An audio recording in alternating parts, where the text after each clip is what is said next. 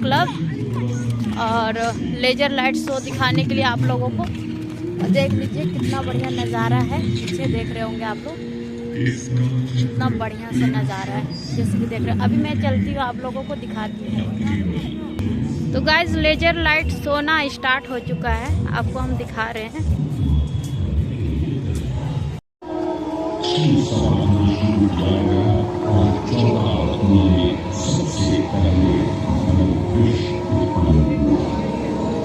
उस विश्व के कोई भी देव या असुर सहन करने में समर्थ नहीं है। इस कालपूर्ण विश्व से सृष्टि का विनाश हो सकता है। मुझे बताएं। इसलिए इस आपदा से बचाने स्वयं देवों की महादेव कर्म हुए और उन्होंने इस आह्वान किया। सब देव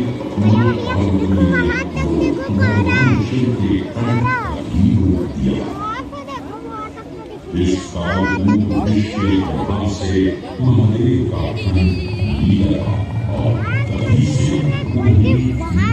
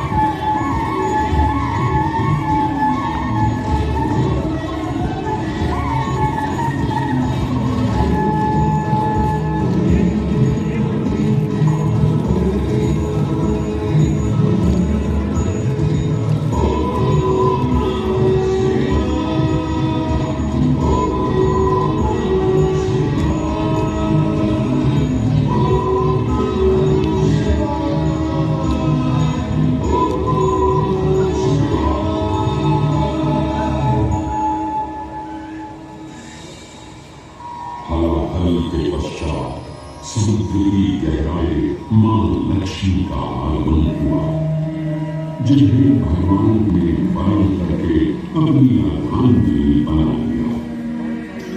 पश्चात समुद्र मंथन से एक एक कर गांव के यमुना जी चंद एक वृक्ष अपार सुंदर अवसर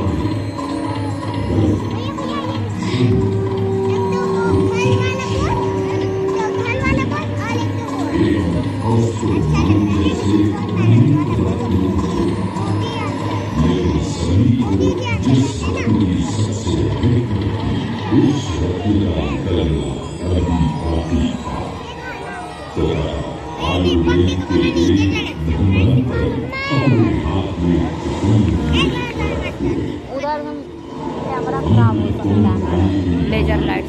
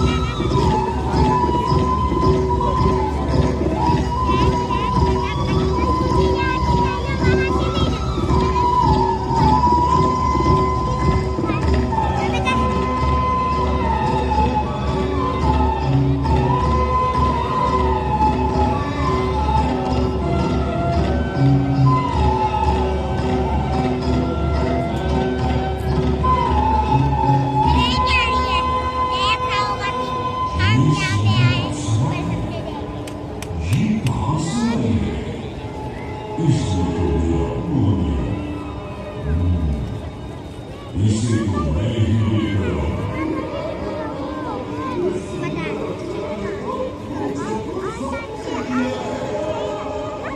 हे सुंदरी, तुम कौन हो और यहाँ क्यों आए हो? हे असुरराज, मैं मोहिनी और आप ये समझ लीजिए कि मैं आपकी सहायता हेतु यहाँ पर आई हूँ। हमारी सहायता ही, परंतु हो सुंदरी, मैं आपको ये याद कराने आई हूँ कि अमृत असली शक्ति और गुण तो कलश के तल में विद्यमान है। ये ऊपर तो केवल जल मात्र है, जिसे ग्रहण करने से ज्यादा कोई लाभ न होगा। आप सभी इस अमृत को देवता कौन कीजिए। आखिर आप सभी ऋषि कश्यप के ही तो हैं। देवताओं के साथ अमृत बांटने से एक तो वैभव बढ़ेगा और दूसरा जो अमृत का फलदायक है उसे आप ही ग्रहण कर सकेंगे। हे मनमोहनी, तुम सत्य ही कह रहे हो, परंतु अगर हमने ये अमृत देवताओं को दे दिया तो क्या पता वे सारा अमृत वैभव ही ग्रहण करें और हम सभी असुर इससे वंचित ही रह जाएंगे। आप निश्चित रहिए, ऐसा कदापि ना। मैं स्वयं ही सभी सुरों और असुरों को अमृत पान करवा और साथ ही साथ ये सुनिश्चित भी करूंगी कि अमृत का पावन भाव आप सभी को ही प्राप्त हो। बादशाह क्या था, भगवान विष्णु की अपरंपार लीला कारण जब एक ओर सभी देवतागण विराजे तो दूसरी ओर सभी असुर। मोहिनी रूप भगवान विष्णु एक एक कर सभी देवताओं को अमृत पिलाया, जिससे वे पुनः अपनी शक्तियां प्राप्त कर सकें। परंतु असुर जल्द ही भगवान विष्णु की ये चालाकी भाग गया और चुपचाप देवता वेश धारण कर उन्हीं के बीच में जाकर विराजमान हुआ। तब जैसे ही मोहिनी स्वरभान को अमृत कराने हेतु अग्रसर हुई, ठीक उसी क्षण सूर्य एवं चंद्रमा स्वरभान का असली रूप पहचान गए। ये ज्ञात होते ही भगवान विष्णु अपने मूल अवतार हो गए। उन्होंने सुदर्शन चक्र से स्वर्ग से धनुष से अमृत की दो बूंदें स्वरभान के कंठ से उतरती, जिसके चलते वो अमृत को प्राप्त कर चुका था। इस तरह स्वरभान के कटे हुए सिर के भाग राहु का नाम था और धन को हीर के नाम से जाना था। माना जाता है कि त्रिशूल की जो चंद्रमा ग्रहण थे।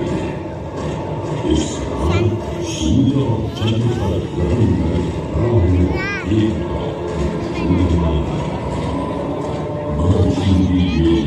एक सभी असुर अचंभित हो उठे। चेतने के वे कोई मदद के लिए आते, भगवान विष्णु के वाहन की आदत करुण ने शीघ्रता से अमृत कलश को उठा लिया, एक साथ लेकर स्वर्गलोक की ओर चले।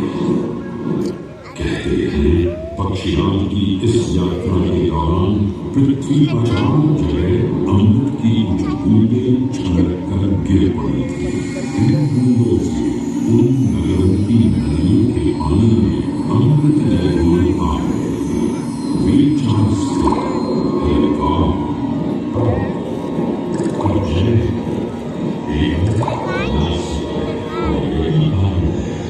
इन चार नगरों में कुंभ का पर्व मनाया। ऐसी ही होता है कि एक दिव्य दिवस एक सांसारिक वर्ष के बराबर होता है और पक्षी राज की यात्रा में 12 दिन लगे थे। इसलिए हर पूरे वर्ष में कुंभ पर्व मनाया जाता है।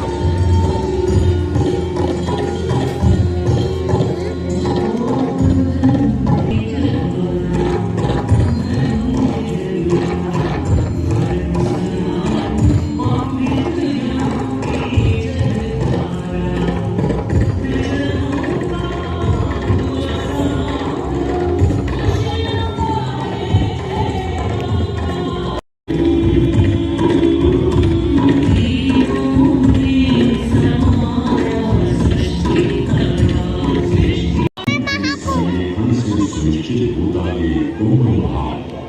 प्रयाग की भूमि पर उसी नक्षत्र में आयोजित होगा जिस नक्षत्र में यहाँ अमृत की बूंदें गिरी थी। गणनाओं के अनुसार जब बृहस्पति वृषभ राशि और सूर्य चंद्रमा मकर राशि चक्र में प्रवेश करते हैं तब प्रयागराज में कुंभ पर्व आयोजित किया जाता है। सनातन धर्म की प्राचीनतम धरोहर माना जाने वाला कुंभ पर्व भारत की नहीं बल्कि विश्व भर से आए पूर्ण श्रद्धालुओं का स्वागत कर रहा है। कुंभ पर्व केवल एक पर्व नहीं बल्कि एक तीर्थ का अवसर भी है जहाँ लाखों करोड़ों मानव कल्पवास के नियमों का पालन करते हैं। पुष पूर्णिमा से लेकर माघ पूर्णिमा तक चलने वाले कस के दौरान तीर्थाटन सांसारिक सुखों को त्याग कर श्री संतों की तरह कुटिया में रहते हैं।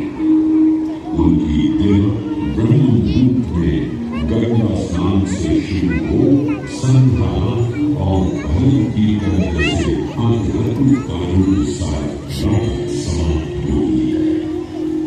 श्रद्धालु दिन में एक ही बार भोजन ग्रहण कर मानसिक रूप से धैर्य अहिंसा और भक्ति भाव में लिप्त रहते हैं। ऐसी मान्यता है कि जो कल्पवासी मोक्ष की अभिलाए कुंभ पर्व में कल्पवास के नियम का पालन करते हैं उन्हें मोक्ष अवश्य ही प्राप्त होता है। पावन से इस आध्यात्मिक पर्व की औपचारिक शुरुआत का श्रेय भारतादि के हिंदू दार्शनिक और संत आदि शंकराचार्य को जाता है। उन्होंने न केवल 4 पवित्र मठों में श्रृंगेरी, द्वारका और बद्रीनाथ की स्थापना की बल्कि सन्यासी परंपरा को जीवित रखने के लिए नई सन्यासी व्यवस्था का गठन भी किया हुआ जिसका निर्माण अटल निरंजन आनंद जूना आवाहन और अग्निसात नामक 7 आय में आदि शंकराचार्य का उपदेश शास्त्रों के ज्ञान को आपस में साझा कर सनातन धर्म के जन भावनाओं को सुदृढ़ और परिपक्व करना था। अतः धर्म की सभी शाखाओं को संगठित करने हेतु शंकराचार्य ने प्रयाग की भूमि पर कुंभ पर्व को पुनः किया।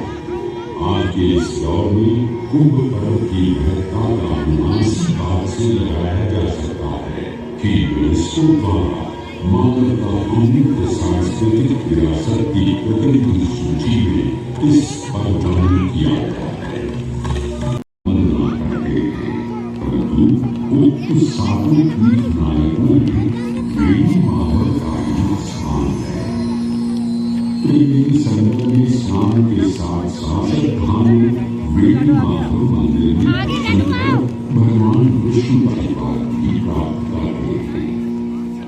मान्यताओं के अनुसार वेणी माधव इलाहाबाद किले के परिसर में स्थित पाताल कुंड में एक पवित्र अक्षय वृक्ष के पत्तों पर एक बाली रूप में विश्राम करते हैं। पौराणिक कथाओं के अक्षय वट एक शाश्वत वृक्ष है जो भगवान का स्थायी निवास है जहाँ से वे सृष्टि का पुनर्निर्माण करते हैं। त्रेता युग में भी अक्षय वट वृक्ष देखने को मिलता है। कहा जाता है कि भगवान श्री राम माता सीता एवं तनु लक्ष्मण अपने वनवास काल में धाम पर आए। वैसे तो भगवान श्री राम का विवाह प्रयाग में शिवजी ऋषि को समर्पित श्रींगेरी धाम से होता है। ये वही स्थान है जहाँ नवरात्रि में भगवान श्री राम माता सीता और अनुज लक्ष्मण को पार जाने के लिए सहायता प्रदान की थी। शिव से श्री राम ऋषि भरद्वाज के आश्रम पहुंचे। भारद्वाज बसई प्रयागा गोस्वामी तुलसी ने रामचरितमानस में ऋषि भारद्वाज का निवास स्थान ही बताया है। ऋषि भारद्वाज से त्रिवेणी की महिमा सुन प्रभु श्री राम, माता सीता और लक्ष्मण त्रिवेणी संगम में स्नान कर तीनों नदियों का आशीर्वाद करते हैं। इसी कड़ी में एक प्रचलित कथा है। संगम तट पर ही माता सीता ने प्रभु श्री राम से भले और परम शक्ति मां पार्वती की आराधना करने की मनोकामना को व्यक्त किया था, जिसके दौरान प्रभु ने यमुना तट पर भगवान भोलेनाथ और मां पार्वती को एक मंदिर का निर्माण करवाया, जिसे आज मनकामेश्वर मंदिर के नाम से जानते हैं। प्रयोग में स्वयं प्रभु श्री राम ने माता सीता के साथ इस में भगवान शिव एवं मां पार्वती की पूजा अर्चना कर से आशीर्वाद प्राप्त किया था। वेद के इस प्राचीन मंदिर से अगर थोड़ा आगे चले तो के अनुसार पवन पुत्र हनुमान जी का मंदिर भी विद्यमान है।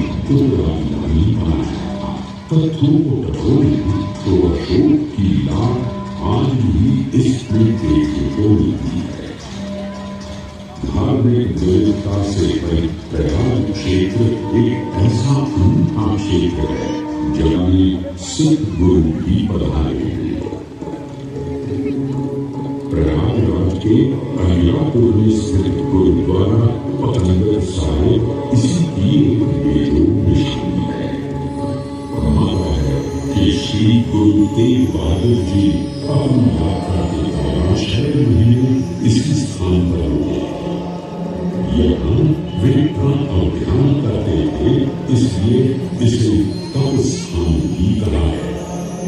ये कहना गलत नहीं होगा कि त्रिवेणी संगम के गुरुओं और संतों की शिक्षाओं का अनूठा समावेश है। गुरुद्वारा पद की संगत साबित।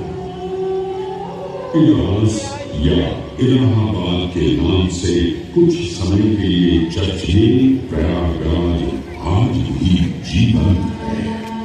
धर्म संस्कृति का अनूठा विकास संजोए हुए तीर्थराज प्रयाग में वेणी माता, शिव और शक्ति के विभिन्न आज भी विद्यमान है, जो स्पाद क्षेत्र अद्वितीय बनाते हैं।